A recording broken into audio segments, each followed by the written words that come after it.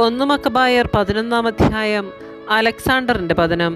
Egypt രാജാവ് കടൽ തീരത്തെ മണൽത്തരി പോലെ അസംഖ്യം പടയാളികളെ ശേഖരിച്ചു. അനേകം കപ്പലുകൾ ഒരുക്കി. തന്ത്രപൂർവ്വം അലക്സാണ്ടറിന്റെ സാമ്രാജ്യം തട്ടിയെടുത്ത് തൻ്റേതിനോട് ചേർക്കാൻ അവൻ ഉദ്യമിച്ചു. സമാധാന വചസ്സുകളുമായി അവൻ സിറിയയിലേക്ക് പുറപ്പെട്ടു. അലക്സാണ്ടർ രാജാവിൻ്റെ ആജ്ഞയനുസരിച്ച് ശ്വശുരനെ സ്വീകരിക്കുവാൻ കവാടങ്ങൾ തുറന്ന് ജനങ്ങൾ നഗരങ്ങളിൽ നിന്ന് പുറത്തു വന്നു. എന്നാൽ താൻ പ്രവേശിച്ച ഓരോ നഗരത്തിലും ടോളമി ഓരോ കാവൽസേനയെ നിർത്തി.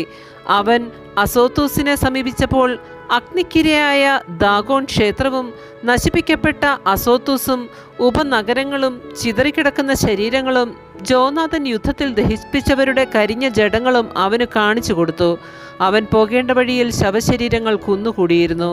ജോനാഥനിൽ കുറ്റമാരോപിക്കേണ്ടതിന് അവൻ്റെ ചെയ്തികളെല്ലാം അവർ രാജാവിനോട് വിവരിച്ചു. രാജാവ് മൗനം ദീക്ഷിച്ചതേയുള്ളൂ. ജോപ്പായിൽ വെച്ച് രാജോചിതമായ സ്വീകരണങ്ങൾ നൽകി ജോനാഥൻ രാജാവിനെ സ്വീകരിച്ചു. അവർ പരസ്പരം അഭിവാദനം ചെയ്യുകയും അന്ന് രാത്രി അവിടെ ചെലവഴിക്കുകയും ചെയ്തു. എലവുത്തരൂസ് നദി വരെ രാജാവിനെ അനുയാത്ര ചെയ്തതിനു ശേഷം ജോനാഥൻ ജെറൂസലേമിലേക്ക് തിരിച്ചു പോന്നു.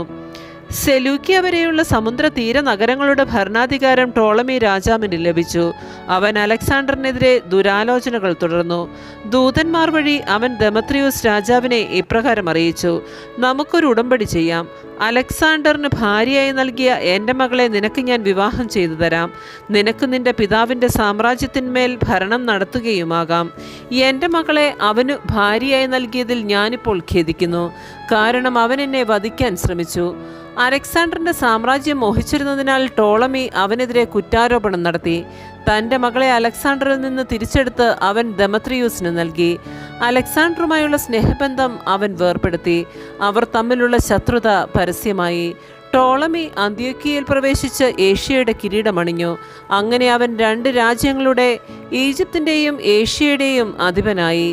ആ സമയം കിലിക്യയിലുള്ള ജനങ്ങൾ ഒരു വിപ്ലവത്തിന് ഒരുമ്പെട്ടതിനാൽ അലക്സാണ്ടർ രാജാവ് അവിടെ വന്നിട്ടുണ്ടായിരുന്നു.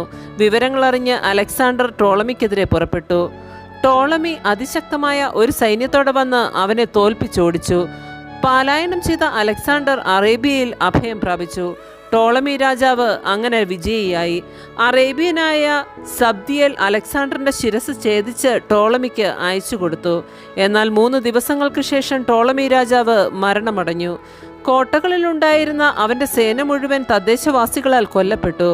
അങ്ങനെ 167-ാം ആണ്ടിൽ ദെമത്രിയൂസ് രാജാവായി. ജെറൂസലേമിലുള്ള കോട്ട പിടിച്ചടക്കുന്നതിനു വേണ്ടി യൂദയായിലുള്ള ജനങ്ങളെ മുഴുവൻ ജോനാഥൻ വിളിച്ചുകൂട്ടി. അതിനെതിരെ പ്രയോഗിക്കാൻ പല യുദ്ധോപകരണങ്ങളും അവൻ നിർമ്മിച്ചു. സ്വന്തം ജനത്തെ തന്നെ വെറുത്തിരുന്ന ചില അധർമ്മികൾ ചെന്ന് ജോനാഥൻ വലിയൊരു സൈന്യ സന്നാഹത്തോടെ കോട്ട ആക്രമിക്കുന്ന വിവരം രാജാവിനെ ധരിപ്പിച്ചു. ഇത് കേട്ടവൻ രോക്ഷാകുലനായി. ഉടനെ തന്നെ ടോളമായിസിലേക്ക് വന്നു. ദുർഗാക്രമണം തുടരരുതെന്നും സംഭാഷണത്തിനായി എത്രയും വേഗം ടോളമായിസിൽ വന്ന് തന്നെ കാണണമെന്നും ജോനാഥൻ എഴുതി. ഇതറിഞ്ഞപ്പോൾ ദുർഗാക്രമണം തുടരാനാണ് ജോനാഥൻ ആജ്ഞാപിച്ചത്.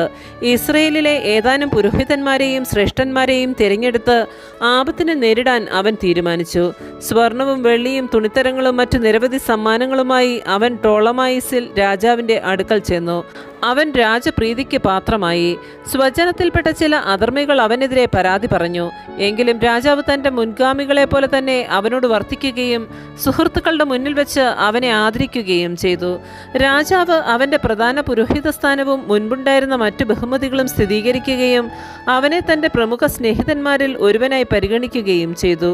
യൂദയായും സമരിയയിലെ 3 പ്രവിശ്യകളും കപ്പത്തിൽ നിന്ന് ഒഴിവാക്കണമെന്ന് അപ്പോൾ ജോനാഥൻ രാജാവിനോട് അഭ്യർത്ഥിച്ചു. പകരം 300 താലന്ത് അവൻ വാഗ്ദാനം ചെയ്തു. രാജാവ് അത് സമ്മതിച്ചു. അതിനെക്കുറിച്ച് രാജാവ് ജോനാഥൻ എഴുതിയതിൻ്റെ ഉള്ളടക്കം ഇതായിരുന്നു: സഹോദരനായ ജോനാഥനും യഹൂദ ജനതയ്ക്കും ദെമത്രിയൂസ് രാജാവിൻ്റെ അഭിവാദനം. നിങ്ങളെ സംബന്ധിച്ച് ഞങ്ങളുടെ ബന്ധുവായ ലാസ്തനസിന് ഞാൻ എഴുതിയ കത്തിൻ്റെ ഉള്ളടക്കം ഗ്രഹിക്കേണ്ടതിന് അതിൻ്റെ പകർപ്പ് നിങ്ങൾക്ക് അയക്കുന്നു.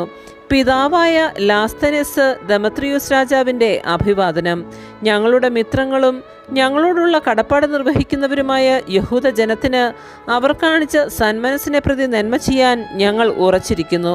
യൂദയായും സമരിയയിൽ നിന്ന് യൂദായോട് ചേർക്കപ്പെട്ട അഫൈറേമ, ദിദ്ദ, റഥാമിൻ എന്നീ പ്രവിശ്യകളും അവയുടെ പ്രാന്തപ്രദേശങ്ങളും അവർക്ക് അവകാശപ്പെട്ടതാണെന്ന് ഞങ്ങൾ തീർപ്പ് കൽപ്പിക്കുന്നു. ജെറൂസലേമിൽ ബലിയർപ്പിക്കുന്നവർക്ക് മുൻകാലങ്ങളിൽ ആണ്ടുതോറും ധാന്യങ്ങളിൽ നിന്നും വൃക്ഷഫലങ്ങളിൽ നിന്നും ഈടാക്കിയിരുന്ന രാജകീയ നികുതി ഞങ്ങൾ ഇളവ് ചെയ്തു കൊടുക്കുന്നു. കൂടാതെ ദശാംശം, കപ്പം, ഉപ്പളങ്ങളിൽ മേലുള്ള ഭോഗങ്ങൾ, കിരീട നികുതി എന്നീ ഇനങ്ങളിൽ ഞങ്ങൾക്ക് ലഭിക്കേണ്ട വിഹിതവും ഞങ്ങൾ ഇളവ് ചെയ്യുന്നു. ഈ ആനുകൂല്യങ്ങളിൽ ഒന്നും മേലിൽ നീക്കം ചെയ്യപ്പെടുകയില്ല. അതിനാൽ ഇതിൻ്റെ ഒരു പകർപ്പെടുക്കാൻ ശ്രദ്ധിക്കുക. അത് ജോനാഥിന് നൽകുകയും അവൻ വിശുദ്ധഗിരിയിൽ ശ്രദ്ധേയമായ ഒരിടത്ത് അത് സ്ഥാപിക്കുകയും ചെയ്യട്ടെ. ആമേൻ. പരിശുദ്ധ പരമാ ദിവ്യകാരുണ്യത്തിന് എന്നേരവും ആരാധനയും സ്തുതിയും പുകഴ്ചയും ഉണ്ടായിരിക്കട്ടെ.